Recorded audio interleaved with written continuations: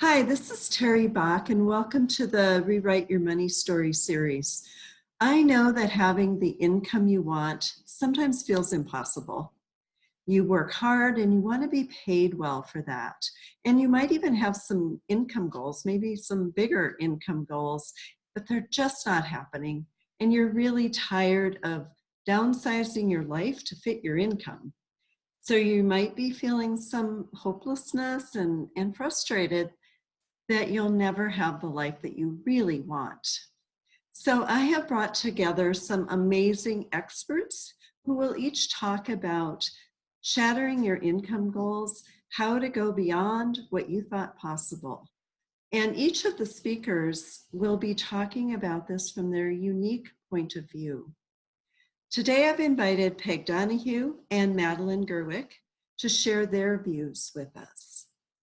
Madeline is a business, economic, and personal astrologer, as well as a speaker and author. She annually writes the Good Timing Guide, which we're going to talk about later. Yeah. Her combined talents in business astrology, economics, and prosperity training provide you with a new view of the economy and new ways to prosper with the universe. Peg Donahue is a highly skilled business and personal consultant, teacher, and coach specializing in feng shui, clearing blockages and refocusing people to live authentic, prosperous lives using easy and practical tools. Peg has been following her passion and teaching others to do the same. Madeline and Peg have been teaching prosperity training together for 18 years. They recently released their new book, Money is an Energy Game, which provides insights and tools to attract funds quickly and easily. Can't wait to hear more about that one. Create a prosperous business and enjoy a higher quality of life. So welcome, Peg and Madeline. Thank you, Terry. It's a pleasure to be here. Thank you. Thank you. So since we're on the Rewrite Your Money Story series, from your perspective, what do you see as the connection between a person's money story and their bank account? In either one of you or both of you. Oh, okay. Not at the same time, but. Well, what you tell yourself really matters. Mm-hmm. So what stories did you hear when you were a young person, when you were a kid? You know, did your parents say, we don't have enough money? And is that a continuing story that you tell yourself? You're always manifesting more of whatever you say or think about money. True. And so, you know, anytime you make statements about not having enough, or money is hard to get, or you have to work hard to get money, or any of those negative stories about, you know, a rich man can't get to heaven, or right. Any of that stuff, then you're basically telling the universe to send you less money. Yeah. And also, if you disparage wealthy people, if you speak badly of wealthy people or people who have money, you're pushing money away from yourself as well. True. So, True. So it depends on what those money stories are that you grew up with. Mm-hmm. And what I would recommend you do is come up with, identify a few wealthy people who you really admire and whom you really respect. And then have a good money story about that. Right. Because all the good if you have a negative view of wealthy people, then why would you want to become one of them? Well, that's exactly. Yeah. There are many, many wealthy people who are doing wonderful things with their absolutely wealth. Absolutely. Yeah. Okay. And wouldn't you like one of them? Yeah. Yes. That's a great idea. Exactly. And another factor that's related to that is just how much you value yourself. So if you're one of these people that receives money and yet you typically get rid of it in a hurry, maybe you just have a lot of bills, or you know, you have a lot of projects that you're waiting for money to spend it on. But whatever the reason, sometimes people have an emergency to get rid of the money. Right. So whatever the reason is, it's often because the person doesn't value themselves enough to have the money. There's always a connection between how much money we allow ourselves to have and how much we value ourselves and our productivity or whatever we're creating in the world. So this actually is one of the reasons we provide an emotional freedom and healing release in our book, Money is an Energy Game. So we actually have a release in the book that, it's a link to a release so that you can do the emotional freedom and healing release along with Peg, who leads it. And then that releases it out of your physical body. It bypasses the mind, releases it out of the body so that you're not sending a vibration out to the universe saying, send me less. Yes. Right? Absolutely. And you have to feel that you deserve money in order for money to come to you easily. If you feel you don't deserve it, then you're automatically pushing it away. Exactly. Right? Exactly. Yeah. So you've both kind of mentioned this already, but how does a person's language influence their paycheck or their business income? Oh, well, what we tell ourselves really, really matters. And two big categories are sarcasm and cynicism for pushing money. So if you're in the habit of making sarcastic remarks about yourself or people with money, or you're very cynical about it as well, what we recommend is that you change your story about that. Find a way to eliminate sarcasm and cynicism from your life, from your language, but all your life together, and turn it around. Yes. So because when we're telling negative stories about ourselves or other people, or repeating a negative story that you heard, you're actually pushing good fortune, prosperity that makes sense. away from yourself. Right. And you're doing it unknowingly. So you can cultivate new money habits. And so that's one of the reasons we're thrilled you're doing this series, because it will really help people recognize some of the money habits that they're carrying and give us an opportunity to change those. Yeah. And actually, when you support other people and encourage them with your words, you're actually attracting money to you. That's right. So that's a really important, flip side of that particular point. Because sarcasm and cynicism cuts your prosperity, but encouragement and support attracts it. And also you can, a lot of times we frame stories about what's happening in a negative way, which precludes any possibility of a positive outcome. So we have to be very cautious about how we tell our stories, because we're often looking at something in a negative way, which might actually turn out to be a very positive situation. You could lose your job, for example, and the universe could land you in a much better place. But very true. Right? But if you are resistant to possibility, the universe can't deliver it. Exactly. The universe can never deliver anything that you don't trust or believe in. Or are able to receive. Either. Right. Yes. Yeah.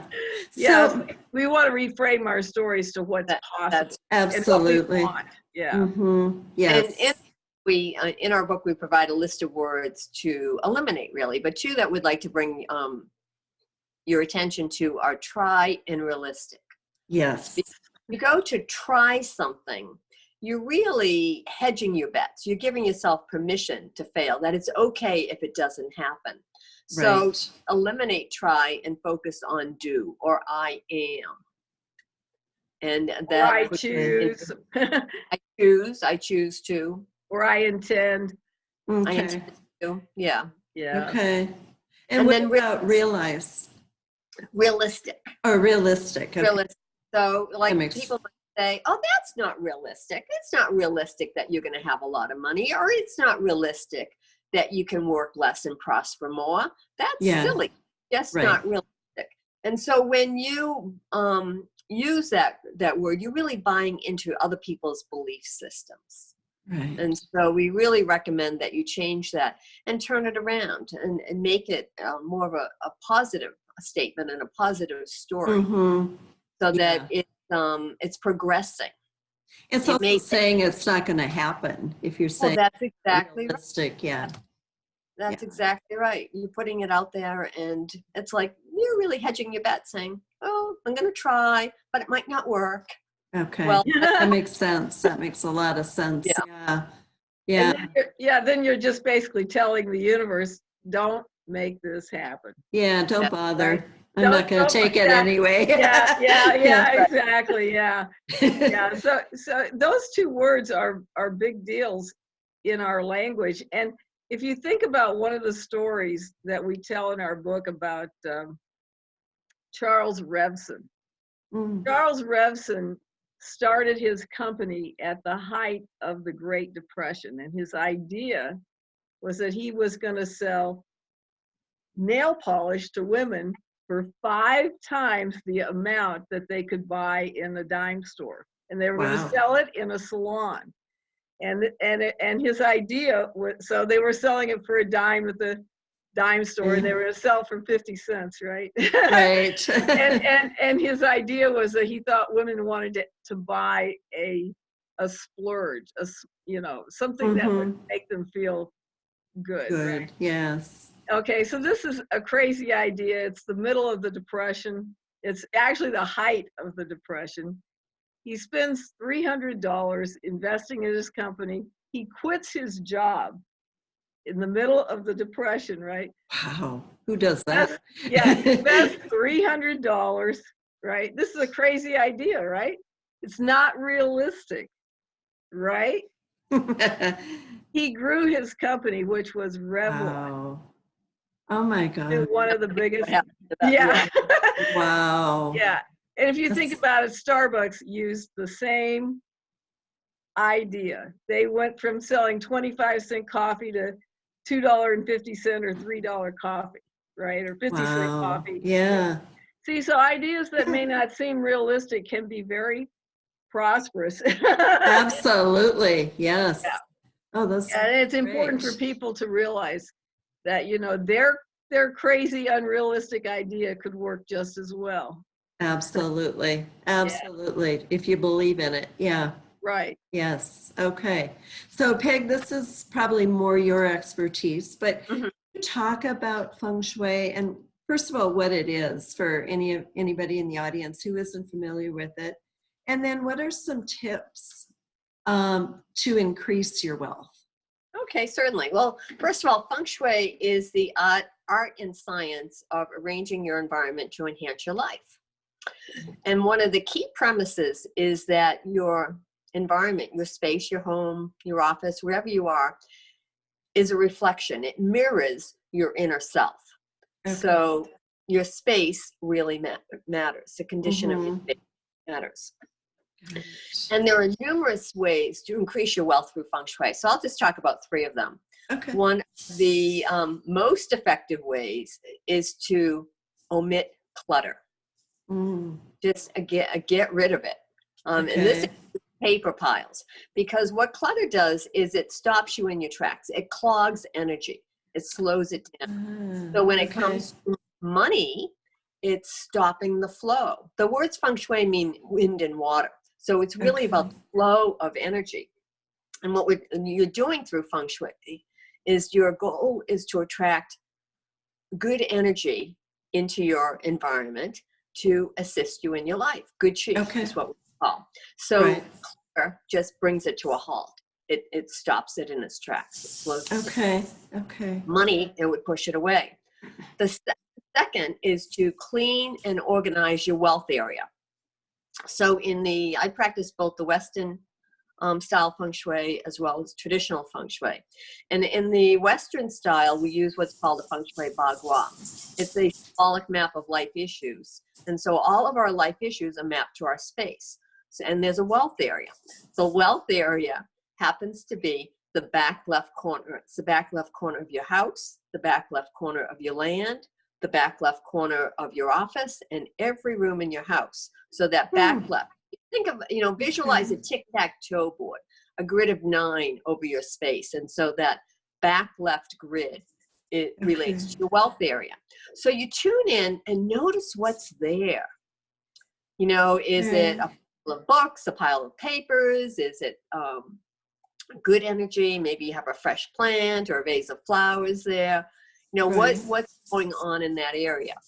And typically when I'm working with people, I will see the pattern repeat itself in multiple ways throughout an environment. So if somebody calls me in because they really want to get money flowing, I may see, a clog in their office. I may go on to another area and realize there's clogged plumbing, or the electric's not working, in a particular.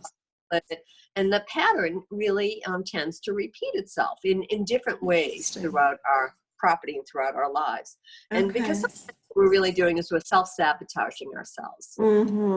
We believe it's not going to happen, and therefore we put a stop in. And we do this unconsciously. Sure. Right. So one of the benefits of this series that you're doing is we can help bring attention to some of the ways that we sabotage our own lives and push them away. Yeah. And Meg, I just want to mention before you move on, that is when somebody's standing at the entrance to a room or their house. That's right. Yeah, that they're looking at the back left corner from there. That's right. So it's the architectural front entrance. So that's how we look at a property. So the front. But many times, like I live in New England, and in New England, we use the back door oftentimes, but it's the front door that matters. So the front door is how we lay the bagua. So I'm sorry. Go ahead. I live at the lake, and so everybody who lives at the lake, our front door is the lake side. Well, that's everybody who doesn't live at the lake, the back door, by the road is considered the front door. So that's exactly right. And so when you live at a lake or you live oceanside, or whatever, the energy is coming from the water. And so often people use that door as your primary entrance. Right. Okay. Yeah. So the bagua can laid multiple ways. Okay. It's a matter of reading the energy, reading the chi. So the 3 things: you want to omit clutter, clean and organize your wealth area, make sure it's in great shape, and that is the back left area. Right. And if in doubt, do the back left. Do it both ways, from the architectural. Just clean the whole house. Yeah. You can do it both ways, because opposites matter. And in feng shui, we're working with energy on the diagonal bagua, the diagonal guag as well, because opposite wealth is the guag that we call helpful people, and they go hand in hand. So helpful people make a big difference in one's life. Interesting. Clean and organize your wealth area, and then you can add a symbol in that area that reminds you of wealth. It might be, a treasured item. It might be something gold. It might be a beautiful green plant. It might be fresh flowers.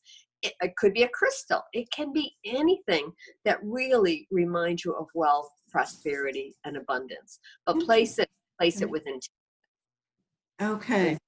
Those are 3 easy things that you can do to really get the chi flowing in your wealth area. First, eliminate the clogs, or eliminate clutter that's there, clean and freshen it up, and then enhance it. Wonderful. Okay. Yeah, and I just want to add one comment to that, which is that one time I cleaned up the area of my house associated with career. And so I did all the career areas, and I went to work the next day, and I got the biggest pay raise I'd ever had, and I got invited to lunch with the president. Wow. So, and all that happened within about 3 days of cleaning up the career area. So I'm only just mentioning this just because it can work very quickly. Right. So Wow. the Korea area is the front center of your space. So if you have a center front entrance, then you're walking into Korea. And Madeline, Okay. one important thing is that you did, when you cleaned up that area, you did it with intention. Yes, that's correct. Yes. Yes, And I so did. if we go about Yeah. blindly into it, you might get a little boost, but when you do it with intention, you're Yes. getting a much bigger boost. Okay. That's So- great. Yeah, I did that on purpose because things were going terrible at work. Oh, okay. Well, Yeah. they Yeah, certainly improved, didn't they? yeah, they improved Yes. quickly. Yeah. Another thing to do is change the story around it so that things are improving. I'm so grateful that Right. are shifting. Things are moving in a Right. prosperous direction. Right. Nice. Nice. Okay. So I have a question for Madeline, or predominantly Madeline. You can both weigh Sure. in here. But what is good timing? First of all, how would you explain that? And then Okay. how do you use it to increase prosperity? Okay. Good timing is based on astrological cycles. And Okay. astrology is basically the study of cycles. And years ago, Franklin Roosevelt hired Edward Dewey to find out what were the cycles causing the Great Depression. And Edward Dewey came back and said that in his research, he discovered that all cycles, whether it was related to crops or the economy or anything, all of them were related to the movement of the planets. And he ended up starting the foundation for the study of cycles. Okay. So when I worked, I came predominantly from business. And one of the things I learned about was that there are these periods every week. They occur every single week, about 3 times a week. Occasionally you might get a fourth one, but it's mostly 3 times a week. And we call them timeout periods because they're like a cosmic timeout. It's a timeout around the world at the same time. Interesting. So it might start here at 1 p.m. say. It would be 4 p.m. in Peg's time zone on the Eastern time zone. Yeah. So it's a timeout no matter where you are around the world. Okay. So these periods can last anywhere from a few minutes to actually they can last up to 2.5 days, but those are pretty rare. Most of the time they're going to last anywhere from 2 to 10 hours. And during these time periods, the moon is not making any contact with other planets. It's basically the moon it's in a sign, it's in a particular sign. It's already contacted all the planets that it's going to talk to, basically. And so it's resting. The moon is resting. There's no action. There's no energy for action. Okay. So when we try to push forward during these time periods, nothing comes of it. Okay. So let's suppose you send out an email blast with the intention that you're going to make a bunch of sales by promoting a particular product. Okay. And you end up inadvertently sending it out during a timeout. So nothing's going to come of that. Or let's suppose you place an ad in a magazine for 6 months or on an e-zine or something. Nothing, if you did it during a timeout, nothing's going to come of it. So you wouldn't want to use these kinds of things. Now, one of the stories I tell people is about a retailer we had locally. He decided he wanted to have a big promotion. He brought in a lot of extra products. He put out a lot of promotional money. Yeah. He spent an extra $1,500, but the day he selected for the promotion was an all-day timeout, and no one showed up. Oh my gosh. Yeah. Wow. Yeah. And so on the other hand, Boeing Computer one time had a situation where all the computers just went bonkers. And it was so bonkers, they didn't even know where to start fixing it. Oh my gosh. And 2 of the guys in that unit had good timing guides, and they knew it was a timeout, and they said, let's just wait and see what happens when the timeout is over. And when the timeout was over, it fixed itself. Wow. Oh my gosh. So in this, what did you call it? The good timing guide. Yeah. guide that you write annually. So Right. you're able to kind of, I don't want to say predict, but know the signs ahead Right. of time, or at least a good idea. Right. Right. It's Okay. it's got color codes in it. Okay. So you can easily figure out, you know, if the top line is red, there's a timeout.